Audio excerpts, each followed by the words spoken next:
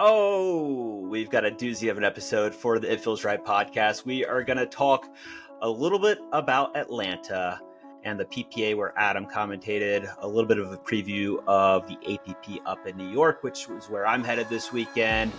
And Adam, what else we got? We have fun, random stories. We got a little Selkirk plug on a new paddle, and it's just good times on the IFR pod. Good times, good flow. Let's go. Because you know why? Why? Because it feels right. It feels right. Legendary.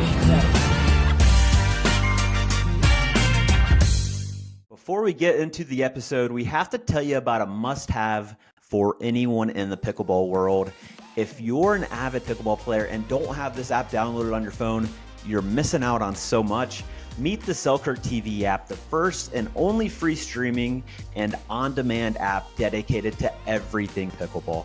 Whether you're a player, a fan, or just curious about the sport, Selkirk TV is your one-stop shop for all things pickleball. Get exclusive early access to content you won't find anywhere else, like lessons, courses, podcasts, and much, much more. Imagine improving your game with the pros or catching the latest pickleball buzz before anyone else. Need more? How about a 24/7 live stream featuring new content daily? From gripping PPA tournament matches and live coverage of grandstand court to insightful player interviews, Selkirk TV has it all. You can dive into the action anytime, anywhere. If you're already watching this episode on the app, thank you. But if you aren't, what are you doing? Download the Selkirk TV app now. It's a must-have for anyone who loves pickleball. Visit selkirk.com/TV to get it. Adam, I've been bopping about quite a lot. With an itchy nose? With what? With an itchy nose? Always have an itchy nose. So I'm in Bristol, Tennessee right now, and that pollen count is high. Tree pollen, grass pollen, flower pollen, leaf pollen, air pollen. Give me two more. Wood pollen, dirt pollen.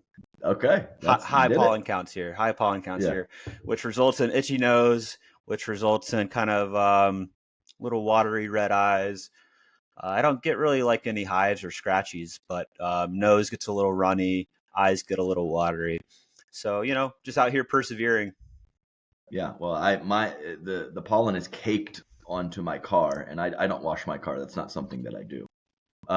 So I actually, if I really need to see out the side window, I have to roll it. I have to roll it down because the pollen is caked on there. I think it was like the highest in North Carolina in like 30 years or something like that. But so you get it. I do get it. And I also get the itchy nose, and to have to pop a Claritin every so often to get through the day. But you know what, Rob? That's life, and we get through it. That's what we do. We get through it. We we just put our heads down and battle. We fight. Yeah, we fight. So how was your weekend, Robert? What did you do? Weekend was lovely. From Cincinnati, where I last recorded with you last Monday, which was a bit of a mess. I was running all over the place through the deepest, darkest bowels of downtown Cincinnati to find a laptop at a UPS store, to getting back to having a very terrible internet connection and a very frustrating podcast because I was late. It was a mess. But from there, things were on the up and up. Mullen flew in. We drove from Cincinnati over to Indianapolis, actually, and we had a little nice evening at the Indiana Fever game, their home opener, and got to watch generational talent who, I don't want to say the Fever are squandering what they have, but they're certainly not utilizing her to the best of her ability. They're trying to put her like out on the wing as the two, and that's not it. She has to be the general and the commander on the floor. The ball needs to be in her hands. She's got the best court vision since Magic. Well said.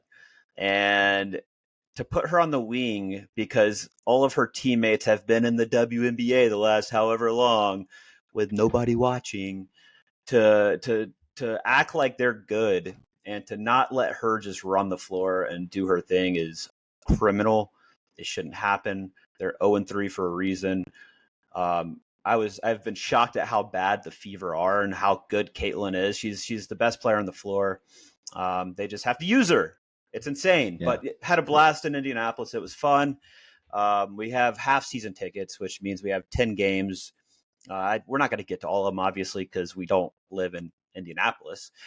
That little detail.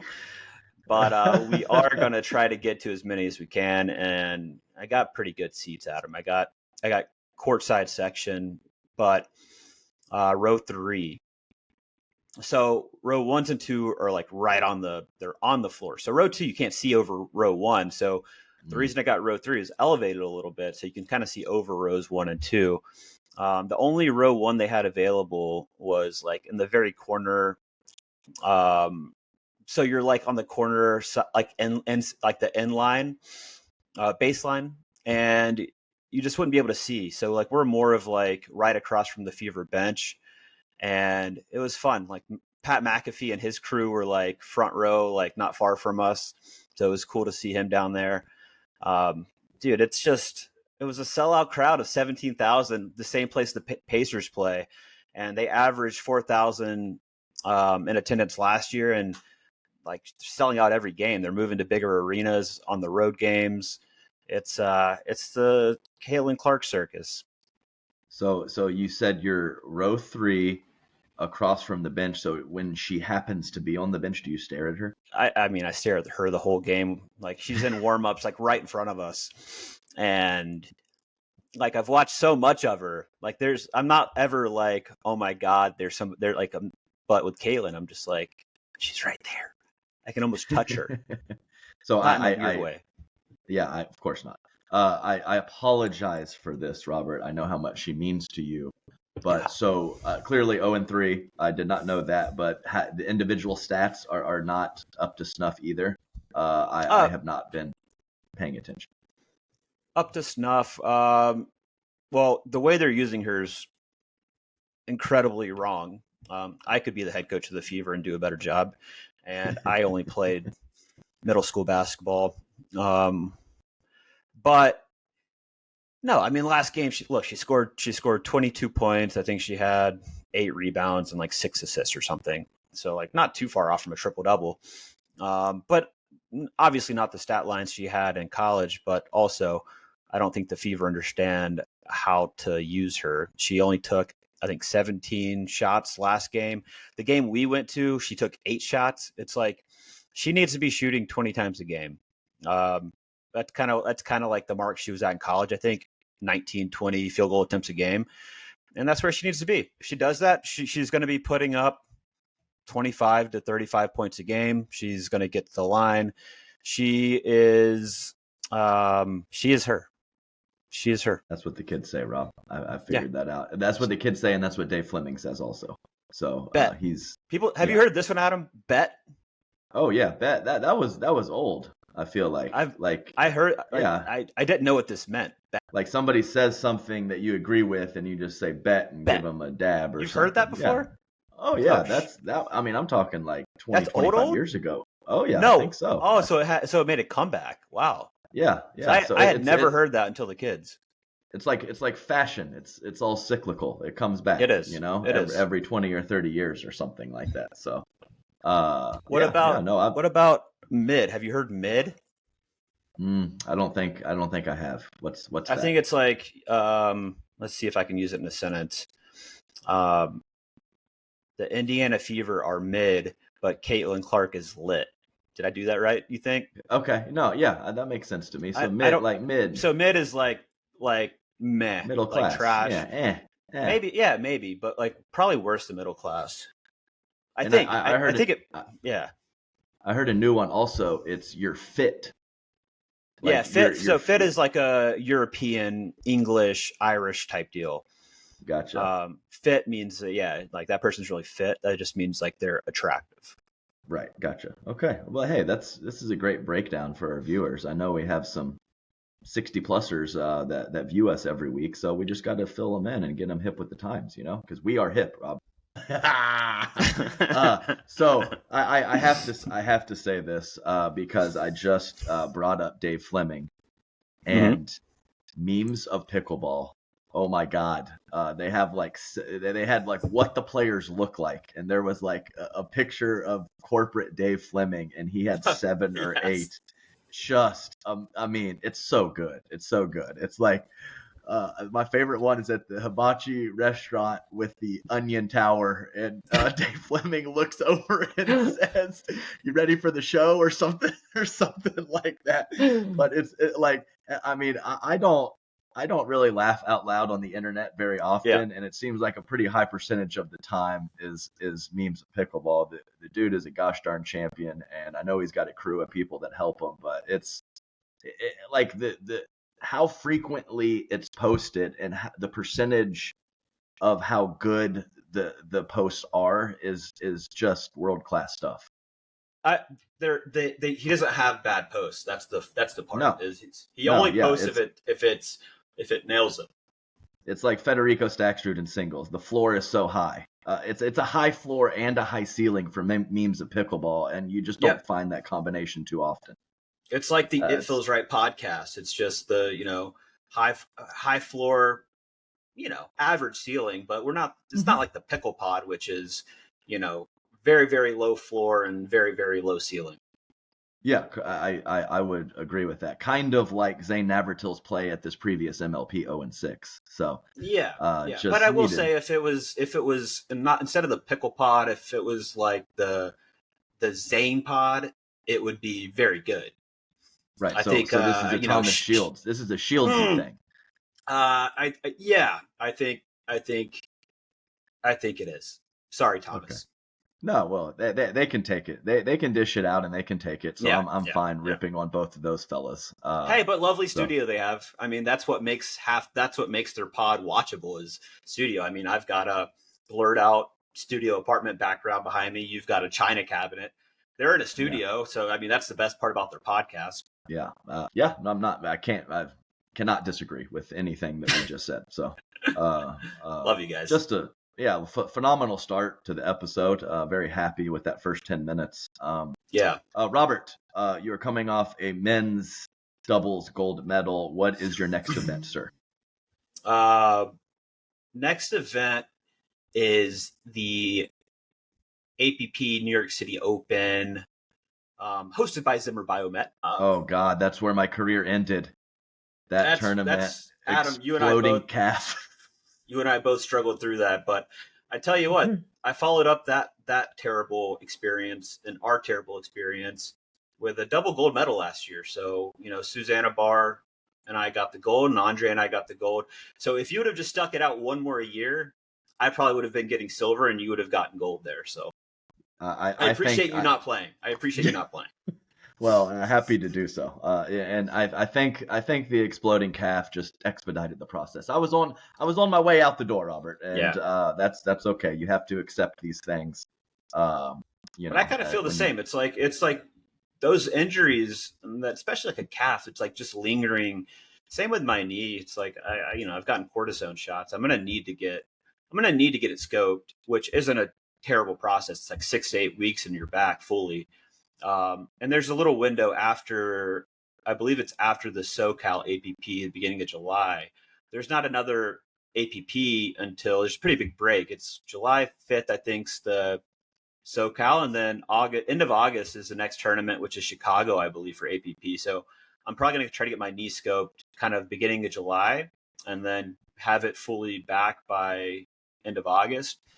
But you're right, man. Those injuries, especially like lingering ones like that, like it helps expedite that process of being like, man, I don't want to come back from this. And then something else tweaks and you're like, this is just never ending. And compensation injury. And I'm talking, I'm guessing this is the 2-year anniversary of that, I think. And let's be clear, I have done 0 rehab or anything like that, but my calf is still not the same. two 2 years later. Like, it's fine, it's functional, I can play, it's probably 90+%, but there's still a random step I take, or I kind of stretch it out a little bit when I'm exercising, and I'm like, this thing is not 100%, and that's kind of wild. Yeah, you don't have the same first step explosiveness that you used to. Yeah.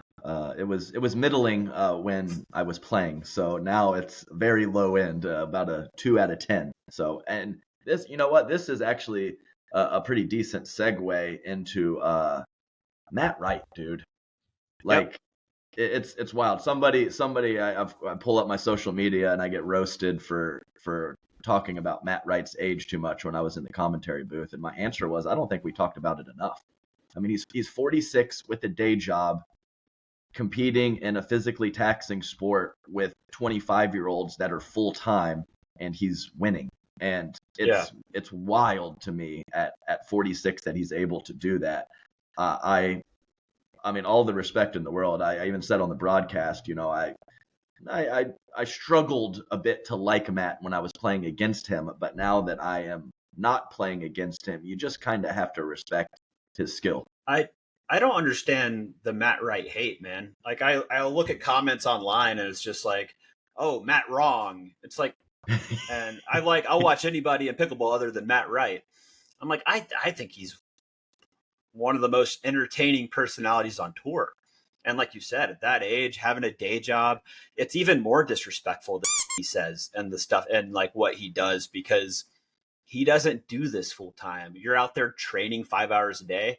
Matt Wright's sitting at a desk, like looking at contracts, and he's still coming out on the weekends and lighting you up. So yeah, I don't understand the hate. I think I could watch if there was a weekly showdown of Matt Wright and whoever he wants to partner with against Will Howells and whoever he wants to partner with. There's nothing more I would want to watch in the world than that. I would watch that every week. Do a weekly match, and I think the animosity will just grow. I don't think it'll go down. I think it'll intensify. And if you guys haven't watched that last match, I think Memes did a great breakdown of all the chirping. But I think Will Howells missed a serve, and Matt just was like, no. Oh, no, he did not. Woo!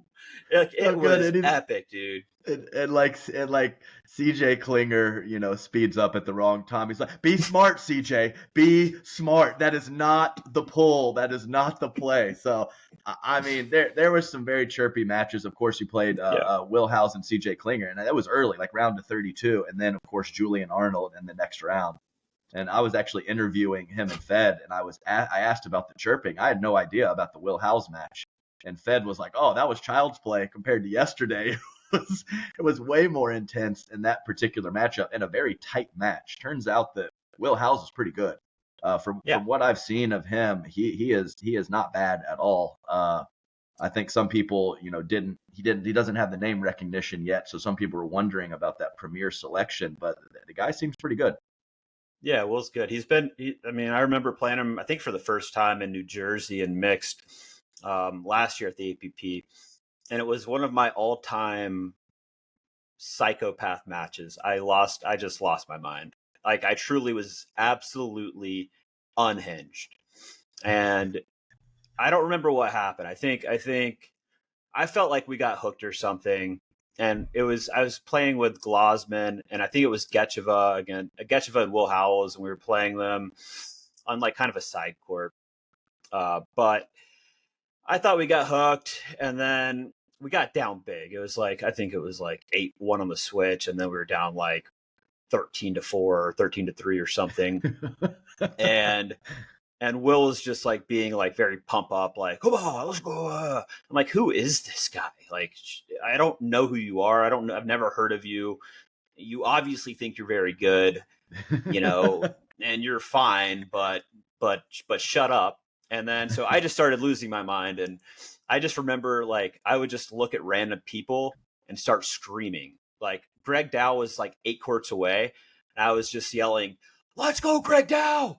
And he was just like, what? Okay. Why is he yelling my name? And then I was just like, I would just find other people and just start screaming. You know, I would drive. He'd miss the ball, miss a volley, and I would just find somebody and start screaming, "Let's go!" And I just absolutely unhinged. And people were looking at me like, "Is he okay?" Sort of. But that was a fun match. And we came back and won it.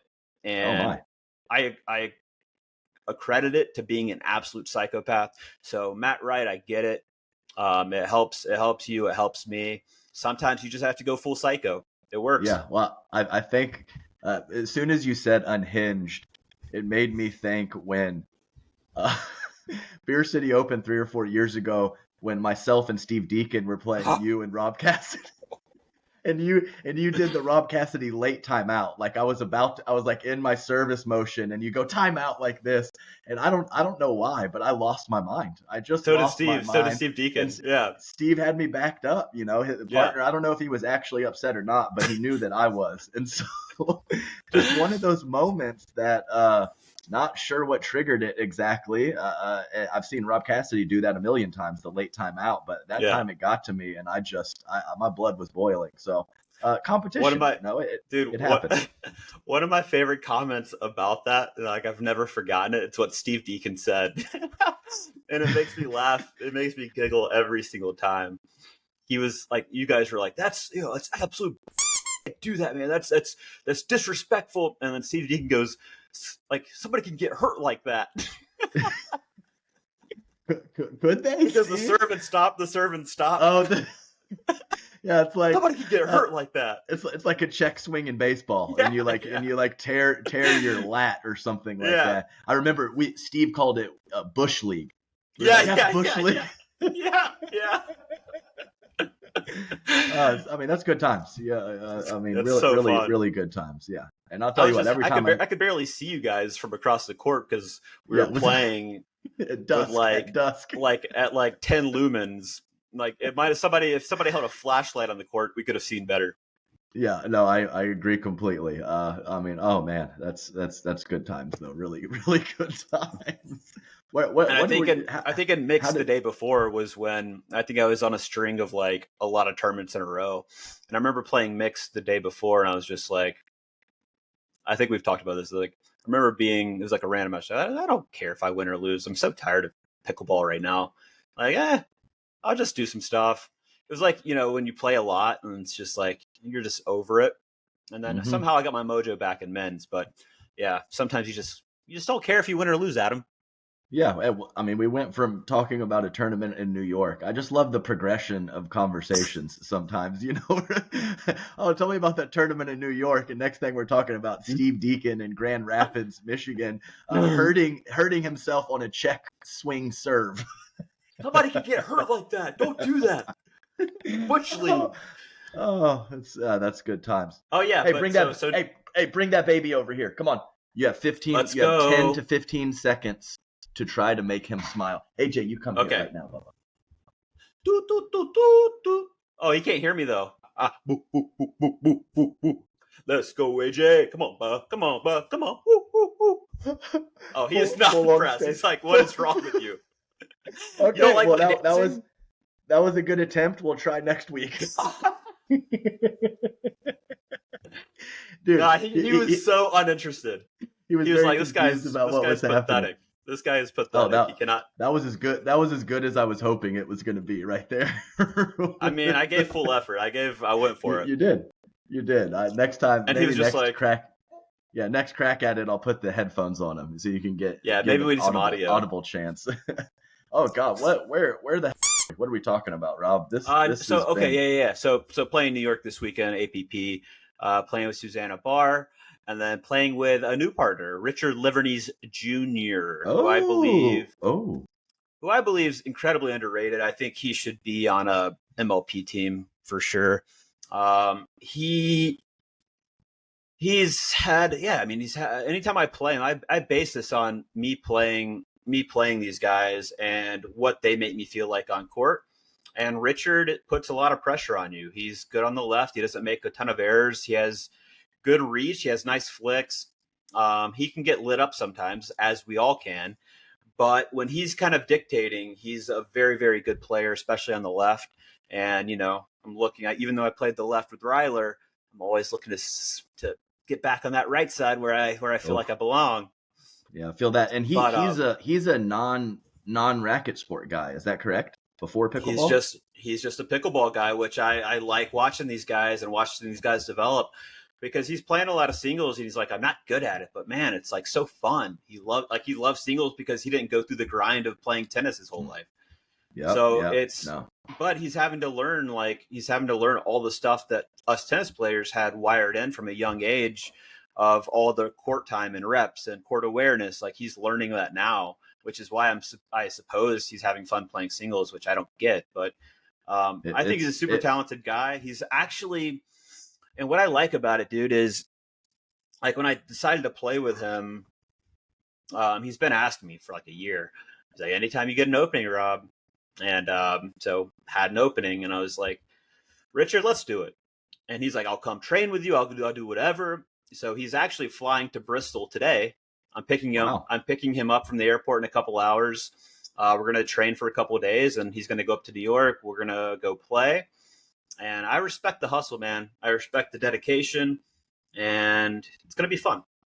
Yeah, no, it's a good point. I think it was Rachel Rohrabacher, and somebody was interviewing her, asking her something about like MLP Dream Breakers, and she was just like, I don't practice singles. I'm a pickleball player now. I had my tennis career, and I don't want anything to do with being alone on the court anymore. Yeah. So I think that was a good statement by you.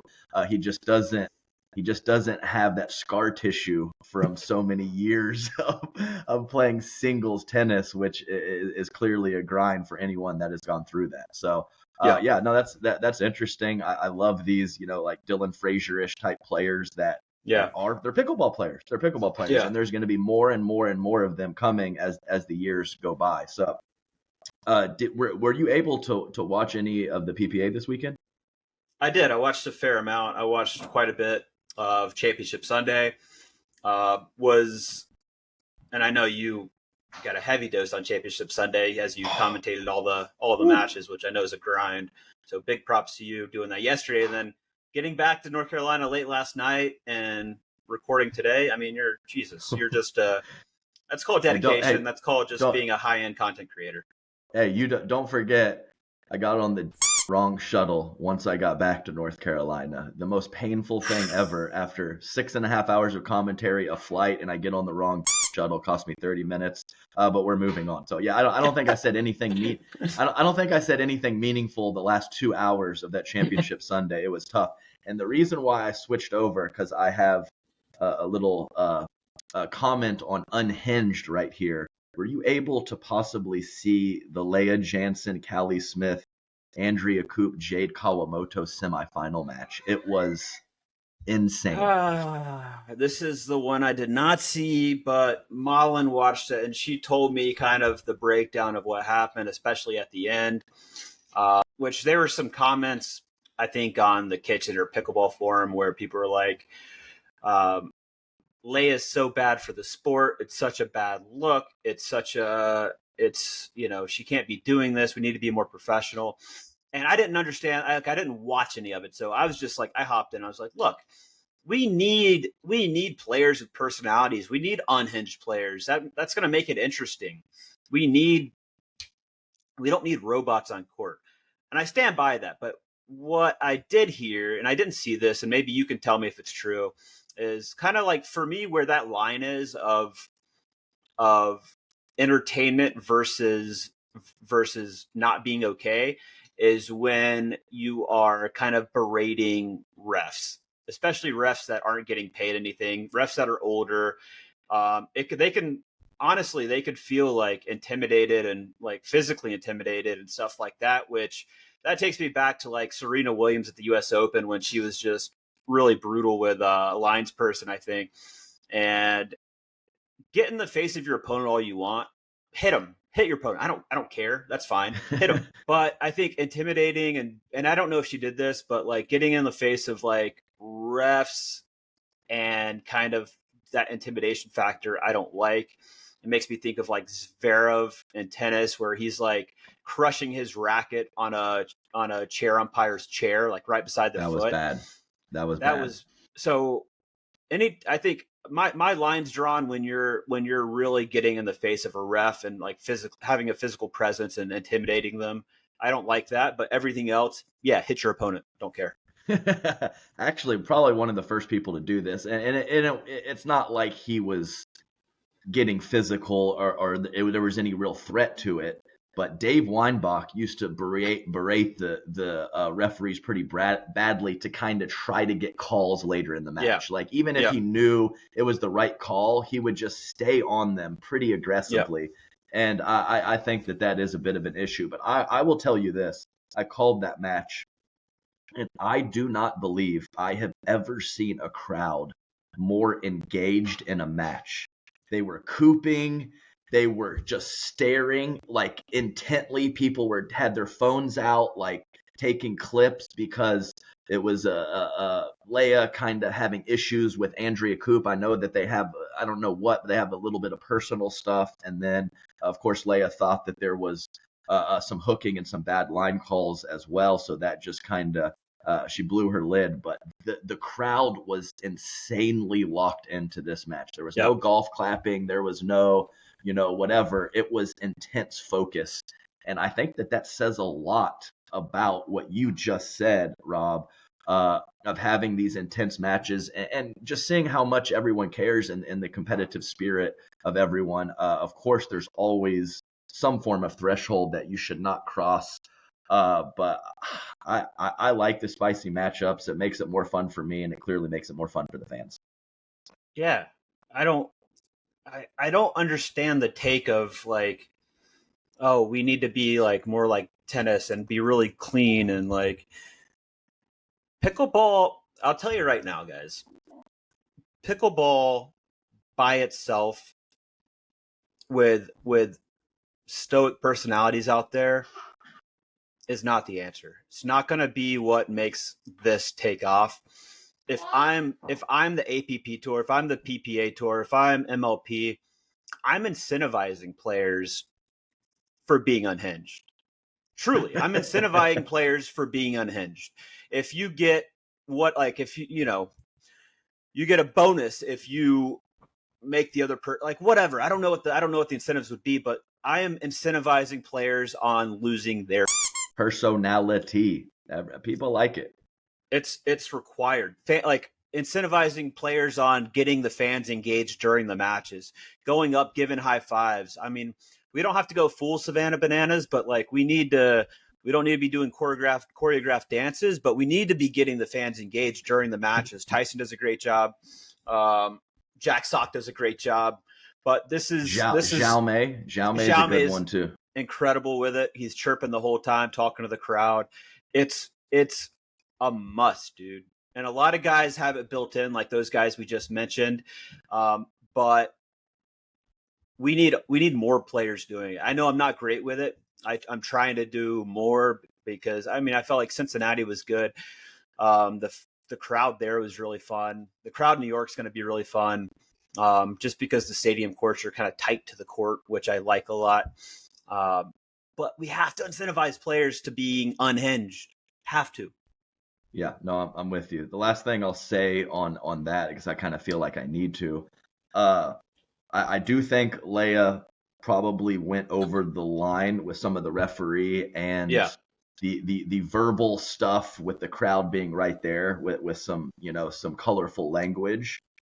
I am a big fan of Andrea Koop's game. I think she does a lot for the sport off the court, but I have had a couple issues with her in terms of line calls previously in my playing career. So I think that it wasn't just that specific moment in time. I think it was a whole body of work of those two butting heads basically. So there's history. I just wanted to mention that as we weren't just full on knocking Leia Jansen. There's more to the story, even though it was probably a bit much in the moment. We'll leave it at that. Let's move on to something else. No, we won't, because there's because it reminded me of, I've told you about this in the past. It was when you were playing with Corinne at some point.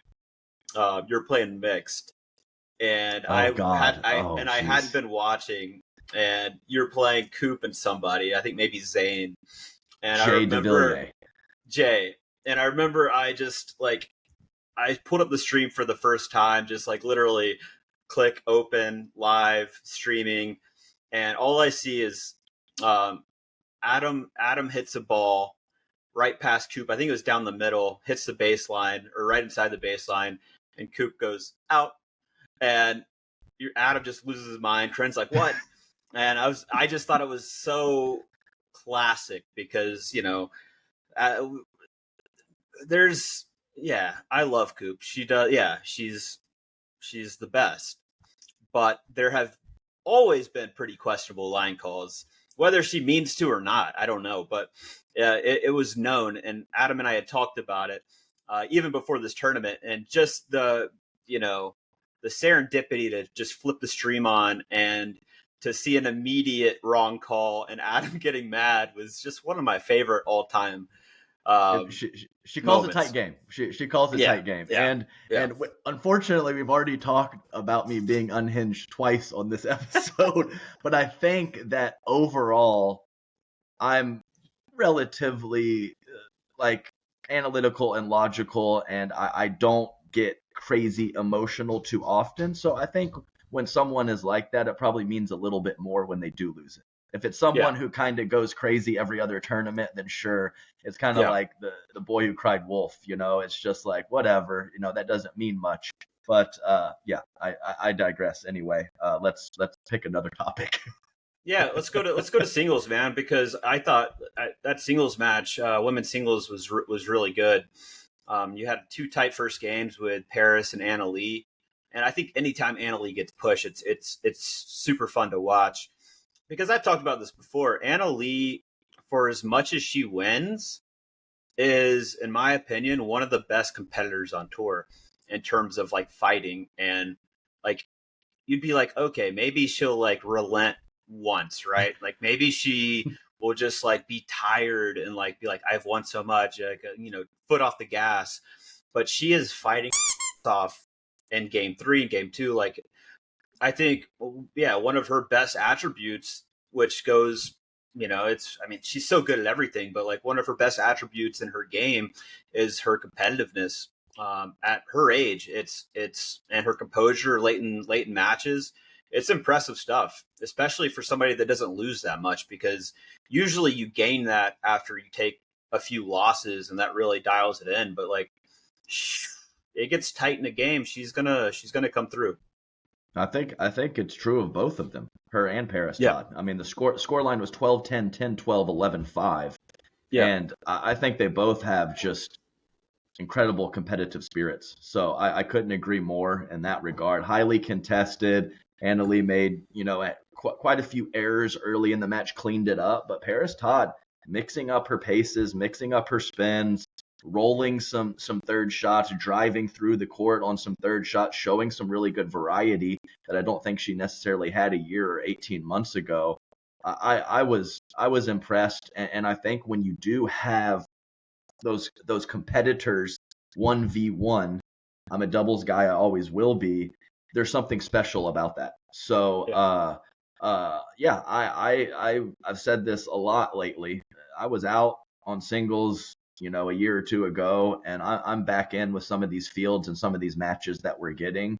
I think all disciplines of the game bring something to the table, and I'm in. I talked to you a little bit about this, Adam, offline, but with Selkirk, I'm doing a new show called Behind the Paddle, and it's talking to different players about their journey into pickleball, kind of just understanding the player and their personal stories more so than what we just see on court. And I had recorded one with Federico Staksrud already, and he's obviously, even though Ben has his number, he, against the field, Federico's the best player in the world right now in singles. And I think if you would ask him, he'd tell you he's a doubles guy, which obviously his results in doubles have been outstanding as well. But he had an interesting take, which I hadn't really thought about so much. Like, there's been always talk about, like, you know, singles going away or singles isn't going to be it. But in terms of what is more watchable, you know, and same in tennis, right? It's not doubles, it's singles. He thinks that in a couple of years, like, singles is going to be the primary event in pickleball. He thinks that it's more fun to watch. And a lot of this is dependent on paddle technology and where it goes, which is a whole nother topic. But he thinks singles is the future of pickleball, which he might be right, because it is pretty fun to watch now. If you're a casual viewer that doesn't understand what's going on in doubles and why people are hitting it soft and why you're dinking, singles is going to be more fun to watch. Yeah, I mean, my favorite event is men's doubles when I played. And I respect everything that happens from a strategic perspective, bunting the ball to the middle when you need to, all of that stuff. But the casual fan just doesn't get it, like you said, Rob. So, I mean, I think men's doubles might even be, I hate to say this, a distant fourth between singles, women's doubles, mixed, and men's. And Agreed. Really the type of point and the type of points that each discipline plays is going to be greatly affected by the paddle technology and where the cutoff is of poppiness and spin and all that stuff. So, the paddle technology has a huge play in it. And right now, I hate to say it, I think men's doubles is last for a casual viewer anyway. What's so interesting to me, just thinking about women's doubles, to jump to that real quick, is like just watching points is how rarely they're missing dinks, especially with like really aggressive roll dinks. And I don't know if it's because everybody's off the line quite a bit. So you just have a bigger window to hit to. Like in men's, you know, you're really pinching the line, and if you leave it a little high, the guy's going to flick it. That's less the case in the women's game. So everybody's off the line a little bit. You're starting firefights off the bounce from 2 feet back off the line. Your opponents are 2 feet back off the line. And you have these long extended firefights and resets. But it's just astounding to me that there's just not a lot of unforced errors from the ladies, especially Championship Sunday. I'm like, surely somebody's just going to miss a dink.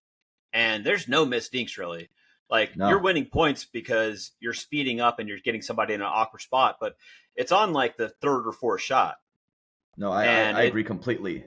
The aggression of the dinks, and I do think the longer reach of the fellas and the ability to take it out of the air and hold the line more does play into that. But I mean, from a seeding perspective, the top 3 teams, Rohrabacher, Bright, Etta Wright, Megan Dazan, and of course Anna Lee and Catherine, like, insane power, insane defense, insane rolls and spins.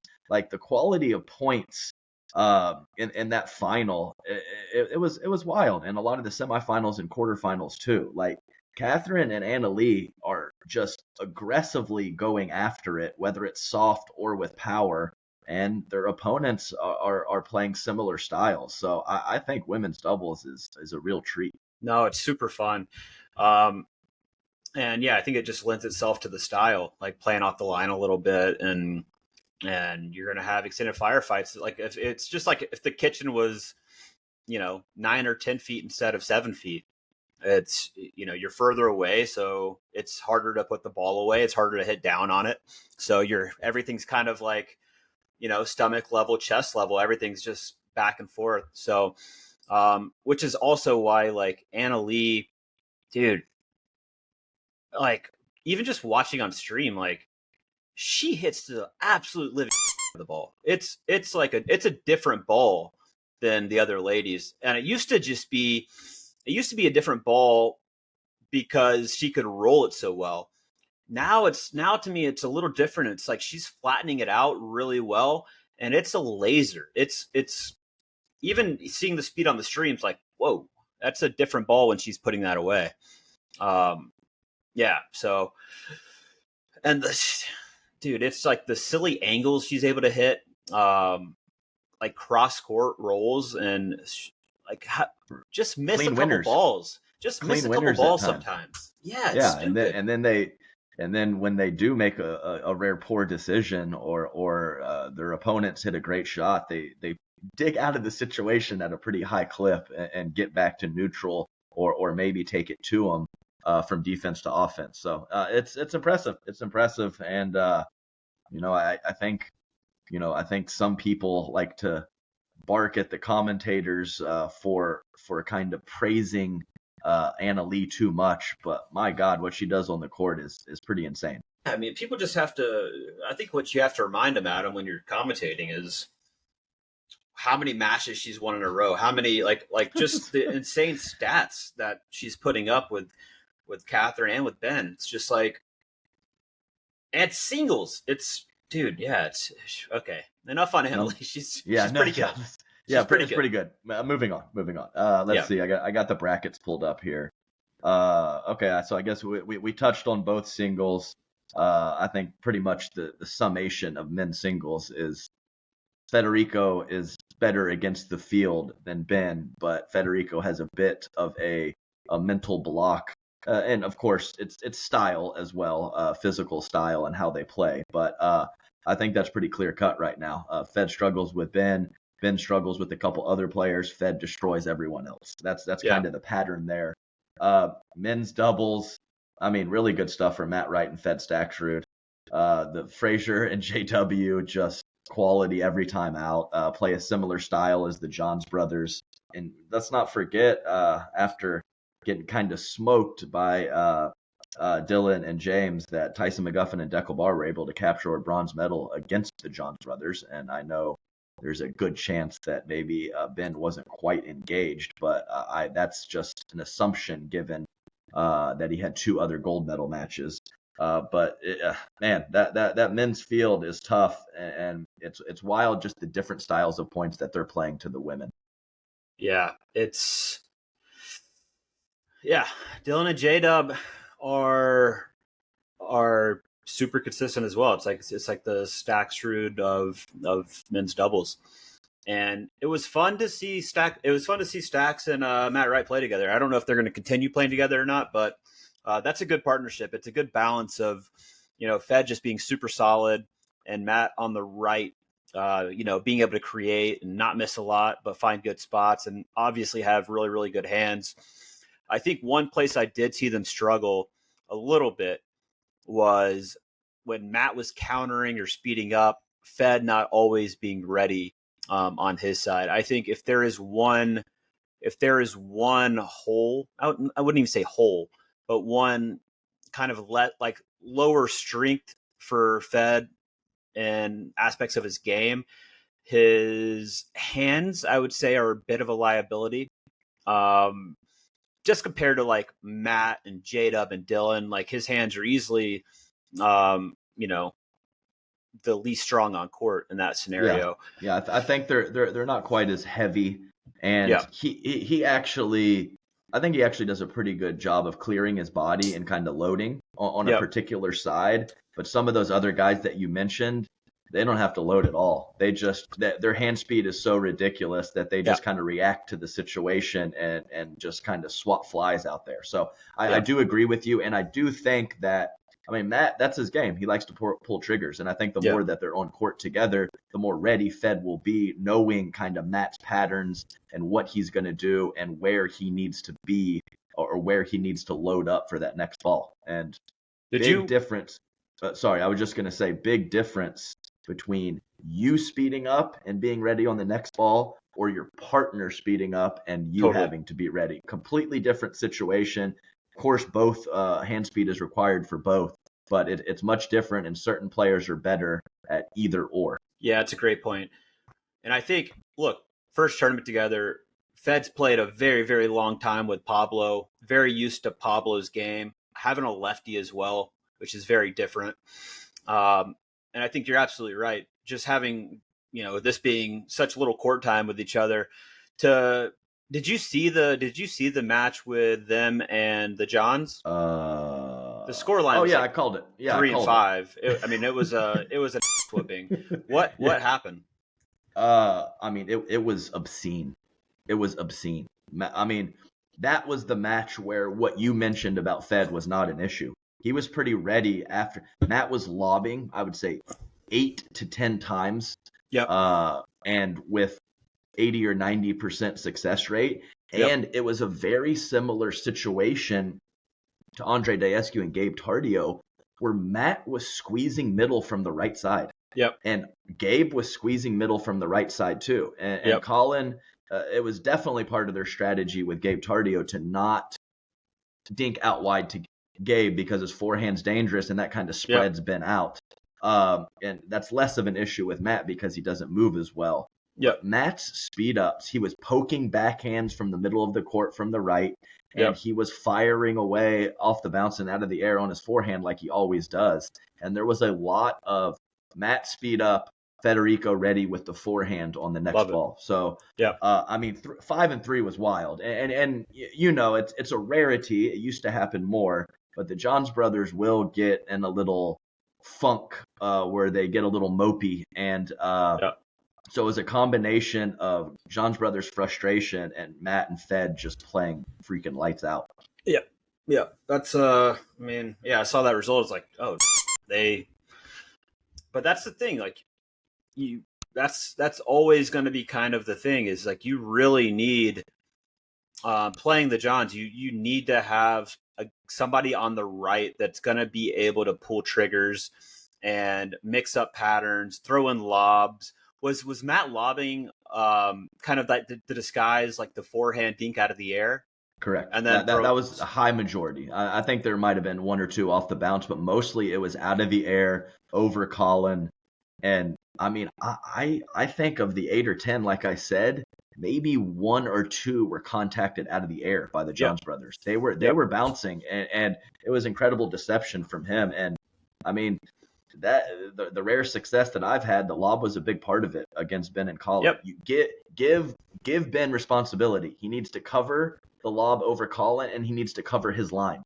He has to cover his backside and his line, and that stops 100%. him from doing all his free reign off the ball in the middle stuff that he's so good at. So give him more responsibilities, and I think that is kind of an avenue to have, you know, occasional success against that team. Yeah, I think that's a great point. And what I've been surprised watching Tardio play them, and not just them, but he's able to take a ball like a dink that's landing in the kitchen, and he's able to throw up a topspin lob off the bounce, which is pretty unreal and at a pretty high success rate. I don't think I've seen many of them miss. Like most of them are going in off the bounce, lobbing off the bounce off a dink, which is unbelievable. And he has really like flowy, intense body movements. Yeah. So like there's just a lot going on. He holds you. He totally freezes you, whether it's a dink with deception and attack, a standard attack, or a lob. But I mean, to against these incredible athletes, to throw up topspin lobs at a pretty high frequency off the bounce is wild for Gabe Tardio. And what I will say, for as many of those topspin lobs he makes off the bounce, I've seen probably just an equal number of speed ups that go into the middle of the net. So, you still like 2 or 3 years ago, you would scratch your head every other shot from Gabe. Now it's only like every 5th or 6th shot.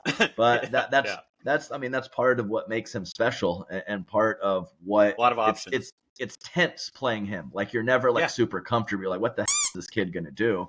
And his ability has just grown and grown and grown. And I mean, I don't think it's gonna stop. He's young. He's long. He's wiry. He's fast, quick hands. I love him. I mean, love it. I love it. And personalities coming out a bit, which is fun. Oh man. Him and Hayden, like you know, it's funny saying Hayden taking Gabe under his wing. They're both teenagers, but Gabe was on point with the MLP with Hayden Patrick and they were chirping in a big way. So Fun. I like the kids. I'm all for the teenagers, the early 20s, showing some personality, showing some umph, showing some quality skill. That's pickle. Yeah, that's pickle. Robert, yeah. Anything else from Atlanta that stood out? I mean, man, this is 54 minutes, and we are like, I'm not sure. We've talked about a lot of stuff, but we haven't really talked about anything at the same time. So which kind of feel, makes a perfect podcast. Yeah, which makes a perfect podcast. Okay, so why don't we knock out the tip of the day right here and just see where it goes from there? Sure. So, yeah. So for the tip of the day, Rob, I guess this is maybe less of a tip and more of just a kind of a discussion about grips. Grips it's a huge factor for, of course, pro players, but amateurs as well. And what grip you use plays a big role in the shots that you're able to hit. And I just wanted to kind of go through and talk about some of the advantages and disadvantages of both, and especially with some of the paddle technology and the grit and the spin that you're able to get. I think that there's a variety of grips that make sense for different styles where, when those paddles used to be smooth as a baby's butt, you had a lot of less options of what you could do with the ball. So talking about paddle technology there, though, Adam, I was up in Coeur d'Alene doing a little Selkirk commercial shoot for a paddle that just was released, and that's the Amped Pro Air, which is basically an in between from the Power Air, which is extremely poppy and gritty and spinny, versus the Lux, which is what I play with, which is obviously a much more controlled, thicker paddle. So it's like a good balance of in between those, and it is really nice. It's I was just even hitting with it in the shoot. It was like, oh my, this is. I mean, it's the same surface as like the Power Air and the Lux, but you can really feel it, and it's out now. Give it a shot. Let us know what you think. Do you like the Pro Air? I mean, you got to have an in betweener. You got the bookends with the pop and the feel. I mean, let's find a little happy middle ground, and it sounds like we have done that. So, well done, Selkirk. Boom. So boom. Grips. Yes. So I'm old school. I'm a pretty hardcore continental guy. Just that standard shake the paddle, that kind of webbing between your pointer finger and your thumb. And I think the advantage for me with that is consistency. So I have maybe done a little light tinkering at the beginning of my career, but I just had issues being consistent with an Eastern or a grip that is more turned over. So I think that the consistency and some of the deception that I could get on misdirects, especially say I'm playing the right side, a cross-court dink comes in and I can kind of manipulate my wrist and take that ball misdirect up the line or at the body of my opponent, I think was big for the continental grip. And now, of course, when I was playing back in the day 5 or 6 years ago, there was quite a few players using the Eastern, which is, I guess we'll call kind of, the paddle has bevels, kind of 8 bevels on there, and you kind of twist it over a little bit, and you don't lose a lot of your feel and your consistency with the Eastern grip, but you are able to create some more spin and pull some triggers off the bounce and kind of keep that ball in inside the baseline better than you can with a continental grip. What do you use, Rob? Yeah, and I think this is an interesting way to look at it. I think about grips on which side you're playing. Last week I played with Ryler, and I played on the left, and in mixed I play on the left. I'm more of like a pretty heavy Eastern. Like I'll go more of like, because if you're a continental on the left, you're going to have a real problem with balls in the middle on your forehand. You're going to sail a lot of those long because the face is so open. Going to Eastern closes that face down on the forehand in the middle, and what it does on the backhand is opens up the face on the backhand dink, which is what you need to get the lift on the ball to take it over the net. So on the left side, I'll play more Eastern. It's a little bit more of a closed face on the forehand. So forehand out of the air, you can hit down on it. And it's a little bit more of an open face on the backhand, which is great for dinks, but a little tougher on counters, certainly. So if you're getting attacked, especially like left shoulder, you're going to be in trouble unless you can really put two hands on there and close it down, because otherwise you can't get your wrist over. So there's some holes in it on the left, right? And that's kind of left shoulder. But for the most part, any ball in the middle, you're going to be able to crack, hit down on. When I'm playing on the right side, honestly, I do a couple things differently. So on the left, there's another key point here, Adam, that I want to talk about is where your actual hand is on the grip. And oftentimes, if I'm on the left side, I'm holding my grip a little lower down, so I get a little bit more whip on flicks out of the air. I get a little bit more whip on hitting through the forehand out of the air. When I'm on the right side, it's more of a controlled position. I'm not looking to attack a lot. I'm not looking to do much other than just be really under control, make drops, make your midcourt, make dinks, and be able to find good spots off the bounce or out of the air to attack. I hold my grip a little higher when I'm playing on the right side, and I would say I'm definitely more continental, but still not fully continental. I'd say probably if you're looking between continental and Eastern, I'm a hair towards Eastern, but I would still consider it a continental grip. Reason being is I like having kind of that open face on the forehand for my forehand dink, and I'm still able to get a nice roll dink with a continental. And I think the biggest part about having a continental on the right side is having that backhand counter available, because I would say that's the shot that I rely on the most, is being able to counter on the backhand side, and that's a really, really tough ball to counter if you're holding Eastern on the right side. Wow. Okay. So I played with continental grip and my hand in the same position no matter where I was. So this is pretty high level here, tinkering around. And I know multiple players do tinker. And I think it's important to note that there's not like a right or a wrong here. We're discussing the advantages and the disadvantages of these grips. And just a little blanket statement here. Really, the main three, and we've seen this third one come into play more as the paddles have become grittier. It's the continental, it's the Eastern, and then a semi-Western, basically. It's kind of the Riley Newman pancake, where it's above the shoulder, you can hit down, and lower, it's a different situation. So you can create a lot of spin with it from a lower position. But yeah, those are the three things. We see a lot of players going to that semi-Western now, especially from the back of the court with their third shot drives and the serves to create a lot of shape and power as well. So a lot of different ways to get it done. And I know this was kind of a little scatterbrained with all the grips and all the bevels and tweaking your grip. I think it was legit.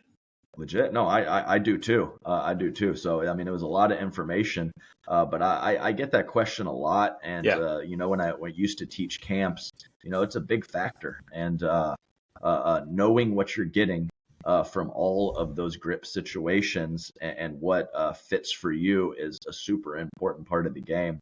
And starts with the grip. You got to get that situated. And I think another key piece of this before we exhaust it is, if you want to hit the ball soft, if you're trying to drop, if you're trying to be in the midcourt, if you're trying to dink, if you're trying to hit soft, have a softer grip. If you're trying to hit hard, firm the grip up.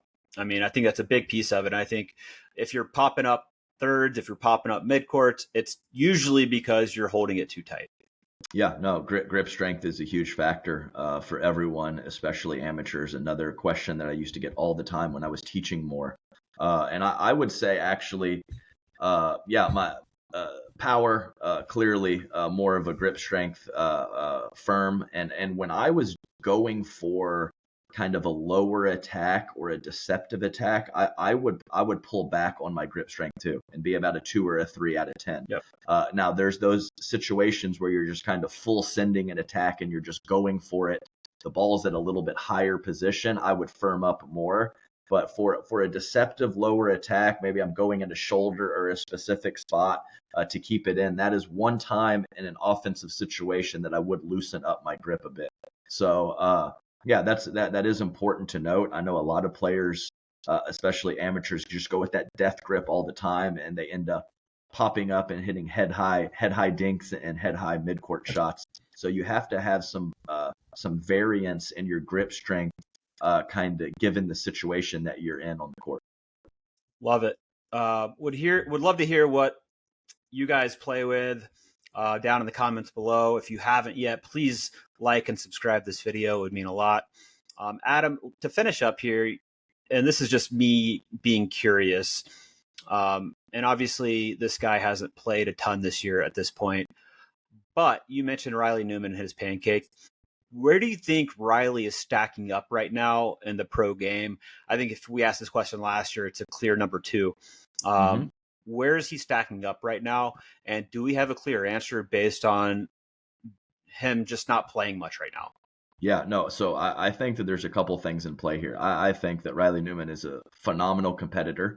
I think that he is still very much in the mix. I cannot say that he's a clear-cut number 2 anymore, as the field has really, I think it's less kind of what he's done. It's more the field growing and catching up to him. So I think that there's a pocket of, I don't know, 5 to 7 guys after Ben that are all pretty legit, and on any given day could be that number 2 guy. And I do think that Riley Newman is still in that group. Now, there's a couple things to think about. He hasn't been playing that much. I think that I even had a chat with him after MLP. I think he said he was a bit rusty and he started to find his footing as the event progressed. He's going to be playing more PPA events moving forward.